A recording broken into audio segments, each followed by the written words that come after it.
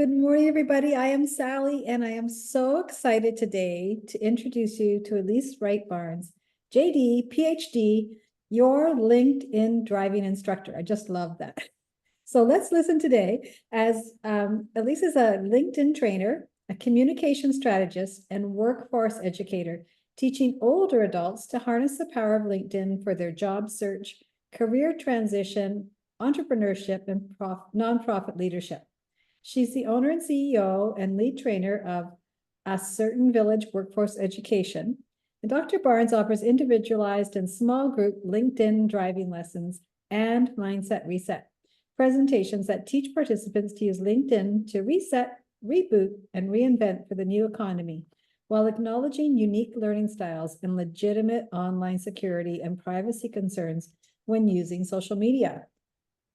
Dr. Barnes provides LinkedIn training in partnership with the public library systems in Maryland and New York, workforce and business development organizations, and graduate school and alumni programs nationwide. Dr. Barnes also facilitates and provides LinkedIn training for the Jewish Council for the Aging's Career Gateway Program, a career development course for job seekers age 50 and better, and partners with nonprofit organizations to teach nonprofit leaders to use LinkedIn for effective donor research and management, as well as potential board member recruitment and engagement. She's a graduate of Yale University, Stanford Law School, and The Ohio State University, where she earned a doctorate in the history of U.S. foreign policy.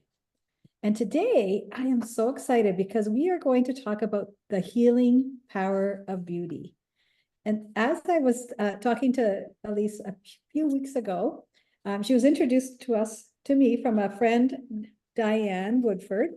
And whoever Diane introduces me to, I know I need to connect with. So I was really excited that we got to connect.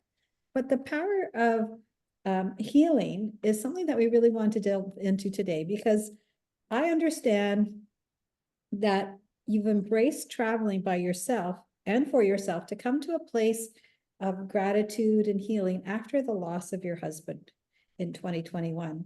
So I was wondering if you'd be open to having a discussion about that today, just so that we can share with other women that are in this age range what it's like to actually have, number one, to lose your spouse, but then number two, how do you regain your own confidence, your own beauty, and bring that back and heal yourself? So I'd love for you to just start with a little bit of information around that.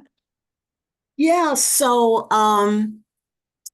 I spent a month in Europe last year, in 2023, the summer of 2023. And it was my first time going to Europe. I'd never been there before. And it was a trip that I had originally planned to celebrate my 10th wedding anniversary with my husband in 2021. I love architecture, and every time I would say I love architecture, people would say, you have to see Barcelona. You have to go to Barcelona. So I found this cruise that began in Rome. It was a 10-day cruise that began in Rome and ended in Barcelona.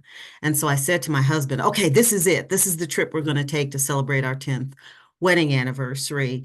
And unfortunately, by that time in 2021, it was because we were married in 2011, he was too sick. He was too ill to make the trip. And so I decided that I would do it myself, that I would, once everything was over, all of the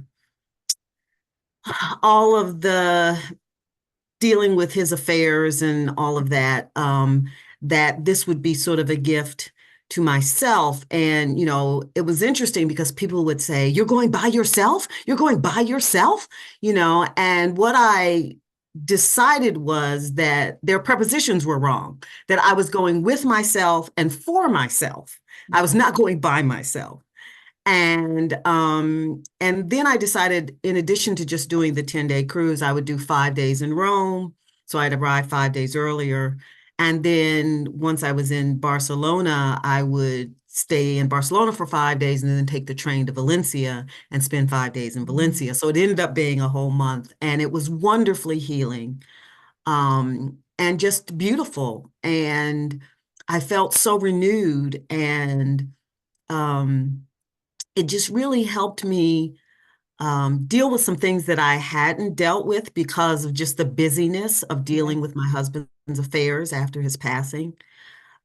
Because he passed without a will, and I had to go through probate and Mm, attorneys and courts and all that kind of thing and selling stuff. And my husband was also a woodworker, so he had turned our two-car garage into a wood shop, and so I had to, you know, somehow get rid of all of that stuff, and so it was a long process. mhm, And I hadn't really had a chance to sort of deal with a scar, a wound that I really didn't know was there until I got quiet, mhm. until I was away from all of the, the to-do list, Right. and really just sort of had a moment to really be.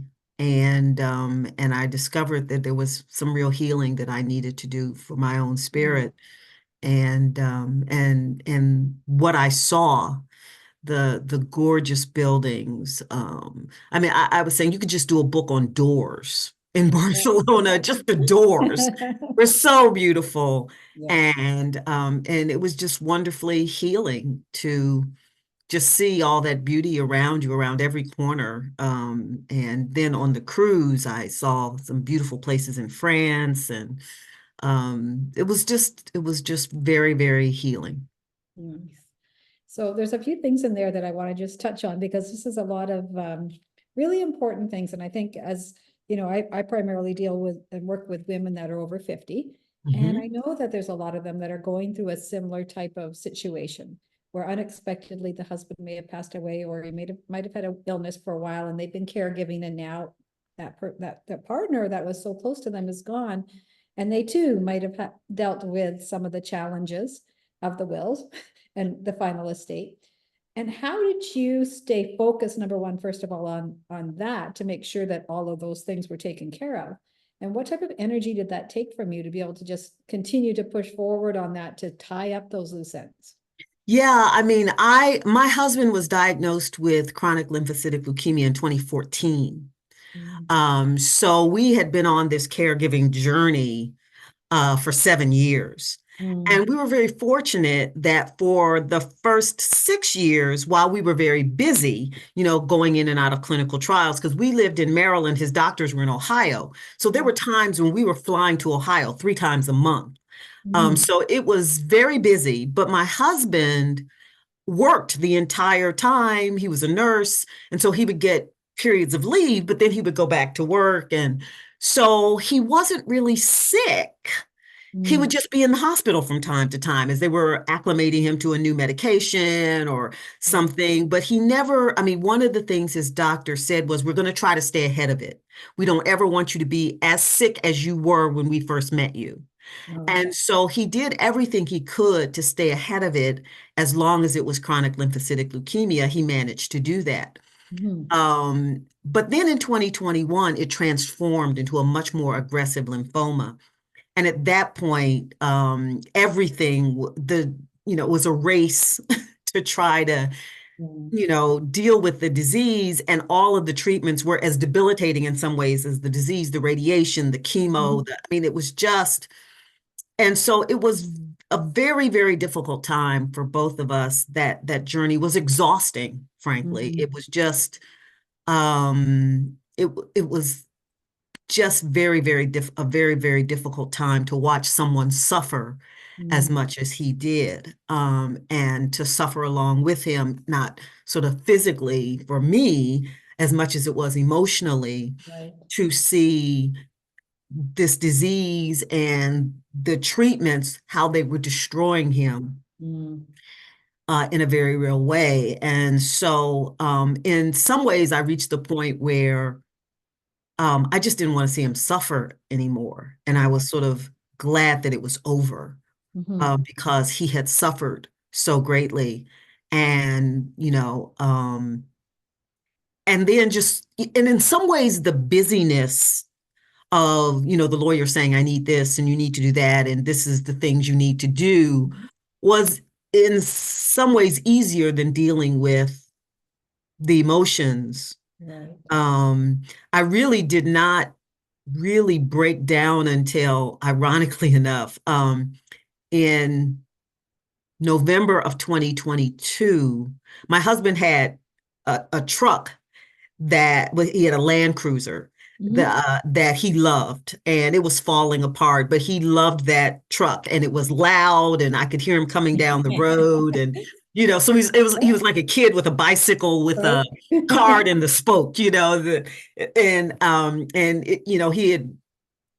gone through snow and sleet and hail in this thing, and it had the big truck tires, and he just loved that Mm. thing. And then he had a little red sports car.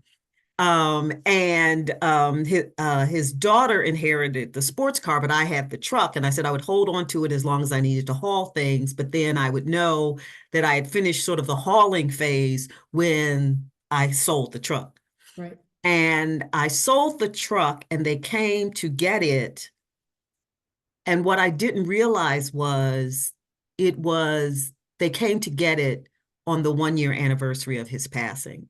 Um, It didn't dawn on me that that was the date until they were making out the check to me. mm, And to see that truck being hauled up the road on a tow truck, mhm, I wept. I mean, I just sat in the garage and wept, because I felt like I was dismantling sort of every trace of our life together. And so many times he had come down the street in that truck, and I knew he was home, mm, and now here the truck was going up the street on a tow truck. And it was just very, very difficult, but you do what you have to do. I mean, in some ways, it's just an exercise in putting one foot in front of the other. You mhm, just do what you need to do. But eventually, it's important to deal with the emotions. right. And being on a cruise, sitting on the balcony with nothing but me in the water. Um, and part of me wishing he was there with me. Mhm, absolutely. Um, you know, um, so he was, with me in a lot of ways. But I felt both his presence and his absence at Mm, different times right. during the trip, wanting to be able to show him things and say, oh my gosh, isn't this, Mm, and knowing he would appreciate them. Um, but you deal with it as it comes, and you give yourself a little bit of grace to feel whatever it is you need to feel at that particular moment. mhm. Right, I think that's one of the keys is to not just hold it back, but to realize that it's okay to have those Mhm. emotions and to Yes. have those reactions to it. And like you said, sometimes it felt like he was with me, and other times it felt like, now I'm feeling alone, and Mhm. being able to appreciate both of those stages of emotion, because it's really important to, number one, look after yourself, but understand it's okay to grieve, and it's okay to have those feelings, and it's okay to feel that loss on this journey that you were on. So now we're on the cruise ship now. And so I the smile. So tell us what that was like. Tell us what that was like, because you were just starting to talk a little bit about how did it Yeah, it was amazing. So I'd say I had my best accommodations on the cruise, which is ironic because people think of cruise ships as, as these sort of tiny little, yeah. but I had this, I cruised on the Oceania line, and Mhm. this was a new ship that had just been sailing since May, and I was on it in July. Mm, So it was okay. really brand new. And the bathroom was as big as my bathroom at home. I mean, it was amazing. Wow, You could that's put good for five cruise. people, five people in that bathroom. It was incredible, and I really felt pampered and very well taken care of. And, you know, um, it was amazing. With a lot, I was there with a lot of very experienced cruisers who had cruised a lot of other different lines. It was a very adult cruise. I didn't see very many children. And it was, I think the passengers were 1250 and the crew was 800. So, you Mhm. know, we were very well taken care of. And so it was just lovely. It was just lovely to, the 1,000 thread count sheets and, Mhm. I mean, Wow. um, gosh, what was the name? I can't think of the name of the, Bulgari. Yes, Oh, the right. soaps were Bulgari and, I mean, it was fabulous. It was just really wonderful. And like I said, I felt very pampered and very well taken Mhm. care of. And it was just very pleasant. I do an excursion every morning and then I'd come back mid-afternoon or so and, take a shower and dress for dinner. And Mhm. sometimes I take a book, it'd been a long time since I'd had the opportunity to just sit and read a novel, just take that kind of time where I could just dig into a book for a long period of time. And then sometimes I would sit with others, particularly in the specialty restaurants, and they would say, "Would you like Mhm. a shared table?" And I'd meet people that I'd never met before, and everyone was very pleasant. We were all having a grand time. And Right. so it was really lovely to just kind of be out on the water and Mhm. and have be in that kind of really pleasant environment. So I recommend it highly. Yeah, So now you mentioned earlier you were doing it for you yes, yes, and with yes. you. So tell us a little bit more about that mindset, because a lot of people would, have maybe not gone into the shared tables or might have just been a little bit more reserved and not wanting to be a part of the activities. And what was your perspective on that and why that mindset? Well, again, I was really, people were like, "Oh, you're so courageous," or to go by yourself. And um, like I said, I didn't think. I'm so glad I didn't let their fears, Mhm. keep me from having this experience. Yeah. Um, and I really loved being on my own timetable. You Mhm. know, I'm not having to negotiate when I was going to eat or what excursion I was going to take or when I was going to do anything. It was totally up to me and, what I decided to do or not do or, Mhm. and that freedom, Yeah. embracing that was really fun. And it wasn't as if I didn't talk to people because when I do an excursion, there were a bunch of other people on the bus with me and Mhm. Yeah. and you would sit and talk to the people who were sitting, across from you in the aisle. And I met some lovely people, and Mhm. we would enjoy this experience together. And maybe I would see them at dinner, maybe I wouldn't. Maybe that would be the only time I would see them, or I'd see them again a few days later, and we'd sort of say, Mhm. "Hey, how you doing? What excursion are you taking?" Right. And in fact, my last excursion, which was to the beach in Palma de Mallorca, Spain, um, they would have us gather in the theater, and they'd say, all of you who have tickets for this excursion, go out this door, and all of you are going on this, go this way, and whatever. And I was sitting there and I saw someone that I had met the first or second day on the cruise. They had sort of a reception for all the singles, Yep. who were traveling. And she and her brother were there. And but I hadn't really seen her much. And she was like, "Oh, are you going to the beach?" And I'm like, "Yes." And she's like, "Oh, good. We'll finally have a chance to talk. My brother isn't going on this excursion. I was wondering who I was going to sit with." And so we spent the day on the beach, and it turned out we live in the same county in Maryland. I said, I come all the way out to the Mediterranean to meet a neighbor. Exactly. Usually the case.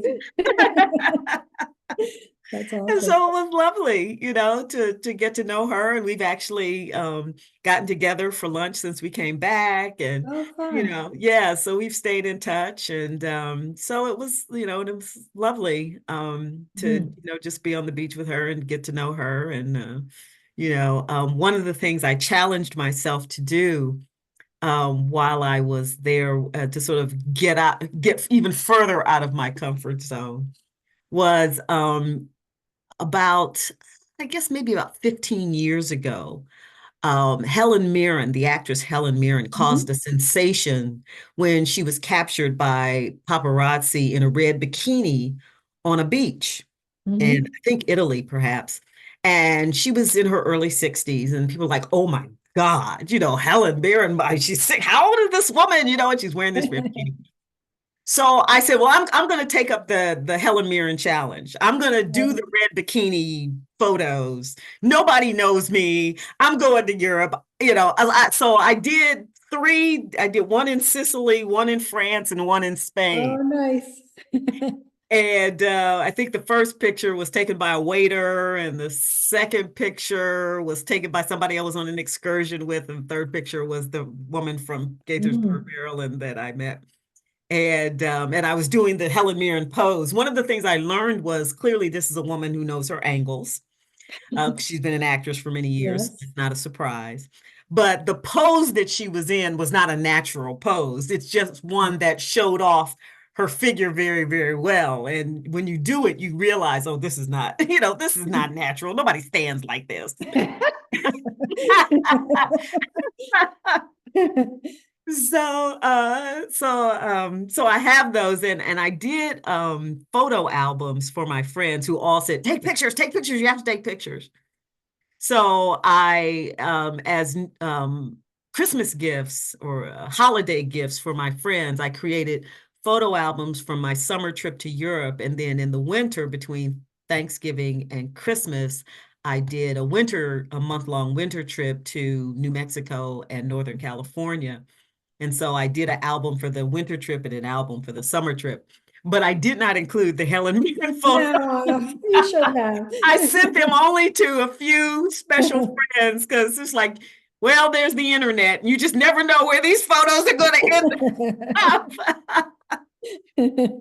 I love that because I think that so much as women, especially, we get so typecast into the fact that age is stopping us from showing up in a way that makes us feel beautiful or comfortable.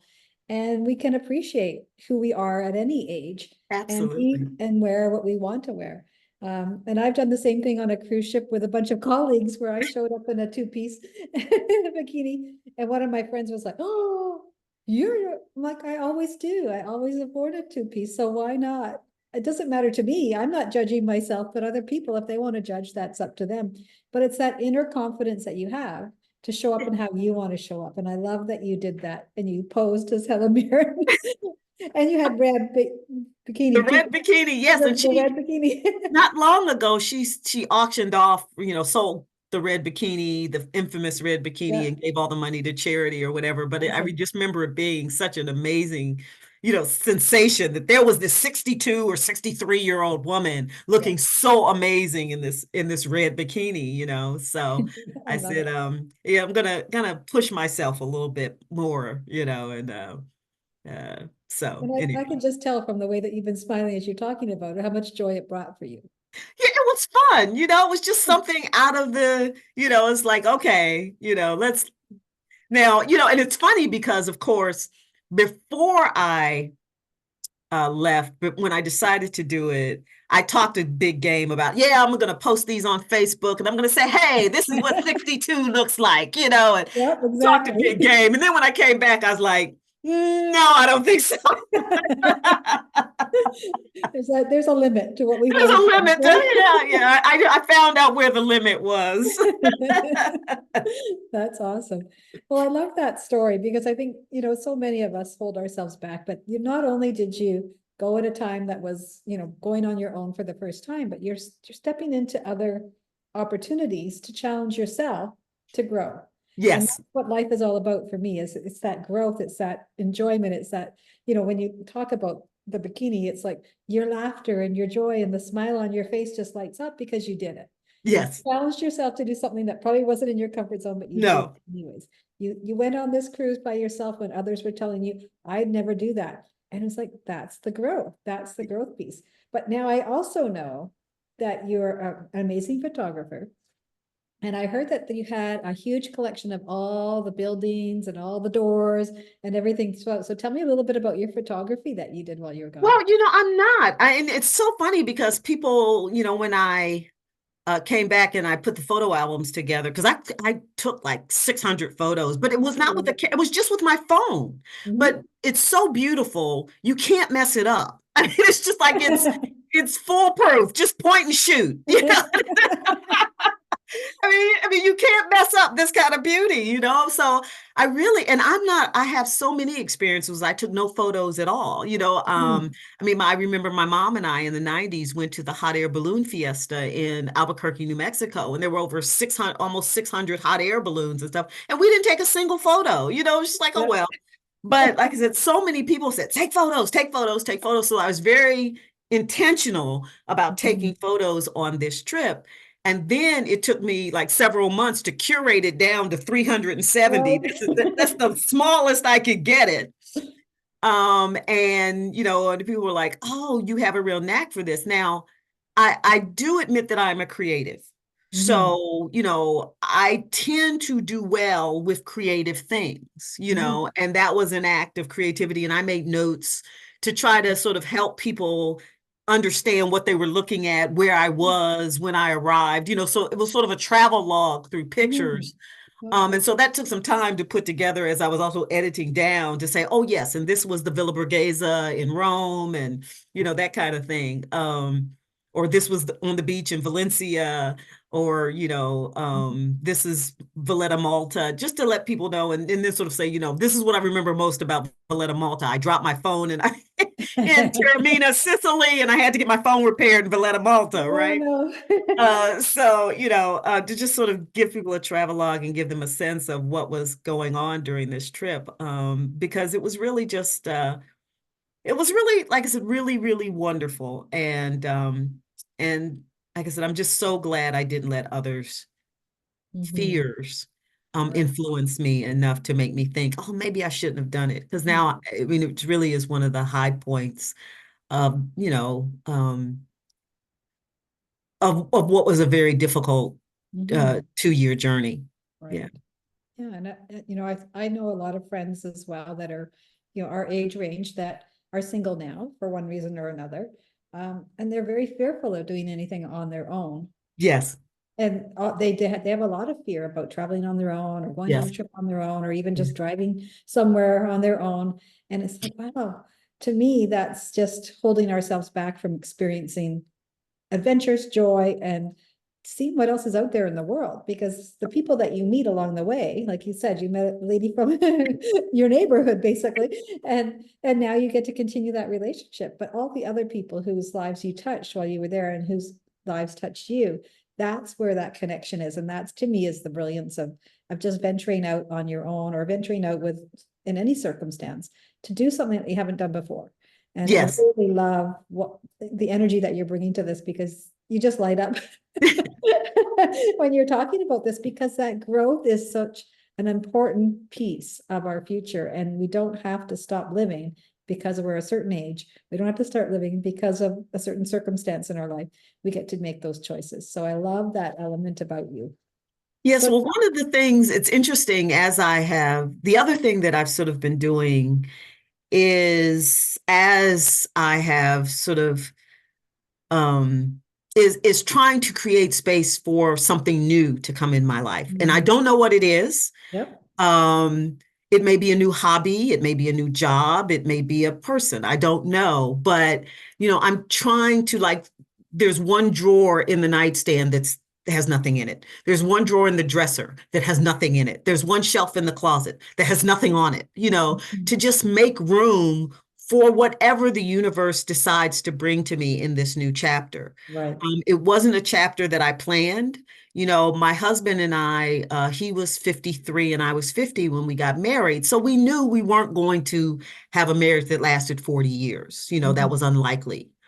Um, but of course, I certainly did not expect it to end after 10. Right. Um, but now that I'm here, um, you know, I hope that there is more for me. Mhm. And whatever it is, I want to make room for it. I want to embrace it. I want to say yes to it. I want there to be space for it, and that my life is not crammed with every inch and nook and cranny, crammed with something from the past. You know, Mhm. I gave away about half of my clothes in the closet. Okay. Um, and you know, just I'm making room and space for Mhm. whatever this next chapter looks like because like I said, I didn't expect to be here, Right. but I am here. So we'll see what it brings, and I'm open to that, whatever that Mhm. is. That's awesome. I love that. Well, and I think that's, to me, that's the way that I live as well, is just always being open to possibility. What's that possibility that's out there for me? And so I love that you're talking about that, because a lot of people think that our age is going to stop us from being open to what we can receive new or create new in our life, and we also start to think smaller and live smaller, and that we won't be able to meet new friends, or we won't be able to try new adventures. And that to me is like, I think at this stage of life is when you get to open the doors wide and just say, you know what? I've been through all of that other stuff. Now I get to really enjoy myself and get out there and really get to know who I am at a much deeper level, because now I don't have all those worries, fears, and doubts about everything else we needed in our life throughout our life. And for me, that's where that real freedom shows up. Yes, yeah. I mean, I work with job seekers, older job seekers, and I tell them the first ageism they have to deal with, because usually when they walk in the door, they say, "I didn't get that job because of ageism." Mhm. And I Mhm. say, well, the first ageism you have to deal with is your own. The Mhm. self-directed ageism that says, I'm too old to change. I'm too old to go into business. I'm too old to do something different from what I've done in the past. You have more freedom Mhm. than you think you do. So you need to change your way of thinking, you Mhm. know. And I mean, I remember telling people all the time, I'm always going to be on somebody's payroll. I'm always going to be on somebody's payroll. I don't have the entrepreneurial gene, even though there are people in Mhm. my family who do, I don't. I don't have it. I don't have the entrepreneurial gene. And then because of my husband's situation, I was forced into entrepreneurship because there was no way I could go to Ohio 3 times a month working a regular 9 to 5 job, Right. and accompanying him and caregiving for him. And so entrepreneurship and also having aging parents, which is something that Right. It is. many of us are dealing with as well. Mhm. Within 6 months of my husband passing, my 85-year-old mother came to live with me, and she lives with me to this day. So, we've got caregiving from all kinds of, spouses, parents, all kinds of things. And, I was, as I said, kind of forced into entrepreneurship because that was the only way I could Mhm. take care of the people that I loved. Right. And now I love it so much, it would take a boatload of money for me to go back to working for someone else. And again, I'm not making as much money as I, used to when I worked for someone else. That is true. But I get to work with who I want to work with. Right. And I get to take a month off if I decide to take a month off, right? I plan Yes. my schedule accordingly so that I can take a whole month off if I want to. Um, Mhm. but I also do work that I absolutely love with people that Right. I enjoy working with and clients that their success makes me feel so good and I can relate to their struggles. And so I found a whole new career. I found out that I am entrepreneurial, that I Right. love being an entrepreneur. And again, that was one of the other things that came to me on my trip was the gifts that Mm. my relationship with my husband, the 13 years that we were together, the gifts that came out of that, the gifts that that relationship gave to me sort of as a legacy, right? That Mhm. again, like the entrepreneurship, the career that I have now is a direct result of my relationship with my husband. Mhm. Um, you know, as I said, I was forced into entrepreneurship, but I love it. Right. So that's a gift. Mhm. That's a gift that he gave to me. Mhm. In addition to the wonderful years of love and all of that. So recognizing those was Mhm. something I needed to sort of get away to see. Right.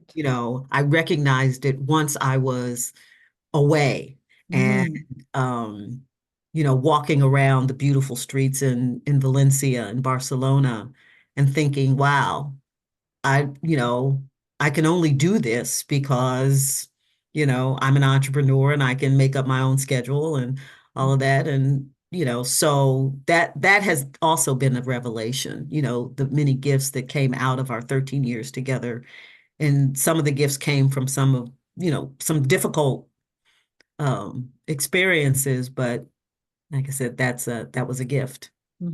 That's beautiful. And I loved how you said, I get to work with who I choose to work with now. Yes. And and that you just love being an entrepreneur now. Because I think we get so, like you said, I'll always be on someone's payroll. Yes. But then when circumstances change and we have to make a decision, and we commit to that decision, we're like, wow, there are a lot of gifts or benefits on the other side of being an entrepreneur versus being in that corporate world and being on someone's payroll. So, sometimes those pivots are the most powerful things that can happen to us and for us. Yes. Yes. Yes. They happen for us. Yeah, they do. Yes. Absolutely. Well, this Yes. has been a wonderful conversation today. I Yes. really appreciate this. I think it's going to resonate with so many other people that are in our networks. And so is there any last tips, ideas, or anything you want to share with our audience today? Just that we're never too old, we're never, we are, hopefully many of us are going to live to be into our 90s. So, we've got the opportunity to really decide how we want this encore chapter to look, if we give ourselves freedom to pursue it. And so, I hope people will, free their minds to really explore what it is they really want, how they want their life to look, and when, again, we talk about this with our job seekers, not just looking for a job, but looking for think about how you want to spend your day. Yes. And who you want to spend it working with, and what do you want to be doing? And and if you believe it's not out there, then it's not. Right. But if you believe it is out there, then it is. And so, I remember when I was younger and I decided I was not going to pursue a career in law. And people were like, yeah, but you went to law school and you spent 3 years and, all of that. And I was like, yeah, I made a decision at 22 to go to law school, but am I going to be punished by doing something that I don't want to do for the rest of my life because I made a decision at 22 to go to law school? What part of I didn't enjoy being a lawyer don't you understand? you know, so I think it's important for us to sort of free ourselves from these, notions about what it's supposed to look like and really think about what we want it to look like. And we can probably make that happen if we, start with just saying, yeah, I'm gonna pursue that. I'm going to, that's something I want to do and I can do and I will do it. Um, you know, then you can probably make it happen. Absolutely. Love that. I like that. Free to ask ourselves, right? What do we really want? Because there are so many societal expectations on all of us. And so, I can see throughout your life, you've taken those steps along the way. And as you said, the universe has shown up some different things for you to take you on a different direction that is becoming very beautiful and recognizing those gifts. Yes. Thank Yes, you I feel so very much. blessed. Thank you so much for joining us today. Now, how can people find you? Well, I do have a website, www.Dr. or Dr. Elisse Barnes, JD, PhD. They can find me on LinkedIn. I'm always on LinkedIn. Okay. Perfect. So if they really want to find me, just go to LinkedIn and type in Elisse Barnes, and there I am. Perfect. Excellent. So we'll put those links also in the show notes for everybody. But thank you so much for joining us today. This has been a really powerful conversation, and I so Thank you. appreciate your time. Thank you for inviting me. It's been a pleasure. My pleasure.